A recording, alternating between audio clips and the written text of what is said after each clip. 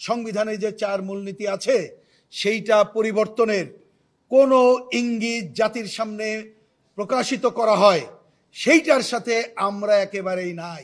এটা মনে রাখতে হবে, মুক্তিযুদ্ধের মধ্য দিয়ে অর্জিত আমাদের এই সংবিধান অনেক অসম্পূর্ণতা আছে বলে আমরা আলোচনা করছি, যাতে সম্পূর্ণ করা যায়, কিন্তু মূলনীতির প্রশ্নে ছাড় দেওয়া সম্ভব না।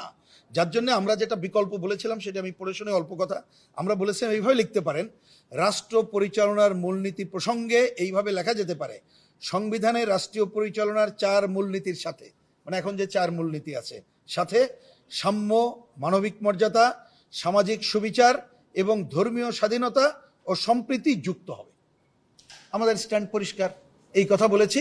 কিন্তু আমরা ক্ষোভের সাথে লক্ষ্য করলাম আজকে ওনারা বলতে চান যে না, ওই 4 মূলনীতি ঠিক থাকবে, এটা আমরা বলতে চাই না। বরঞ্চ কথার মার প্যাচে এমনটা হচ্ছে যে মানুষ মনে করবে যে 4 মূলনীতি বাদ দিয়ে নতুন কিছু করতে চাই। তাই এই কথা যখন আমাদেরকে বলতে হলো, আমরা পরিষ্কার করে বললাম, আমি কথা বাড়াচ্ছি না, বললাম যে দেখেন, মুক্তিযুদ্ধের মধ্য দিয়ে অর্জিত সংবিধান এটা হঠাৎ করে আসে নাই।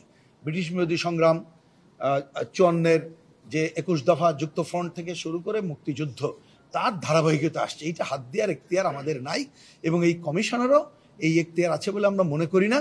কারণ নীতিগত বিষয় সিদ্ধান্ত, আমাদের কাঠামোগত বিষয় থাকতে পারে, আলোচনা করতে পারেন, যাই হোক, সেটা আমরা যখন বললাম ওনারা এ ব্যাপারে কি করবেন নানা মত আছে, পরে আলোচনা করবেন। কিন্তু আমরা পরিষ্কার করে বলেছি, কমিউনিস্ট পার্টির দিক থেকে, অন্যরা তাদের দিক থেকে বলবেন যে এই ধরনের নীতিগত বিষয় যদি মেজরিটিতে জোর করে শব্দের মারপ্যাচে মুক্তিযুদ্ধের মধ্য দিয়ে অর্জিত বাংলাদেশের সংবিধানে যে 4 মূলনীতি আছে সেইটা পরিবর্তনের কোনো ইঙ্গিত জাতির সামনে প্রকাশিত করা হয়, সেইটার সাথে আমরা একেবারেই নাই।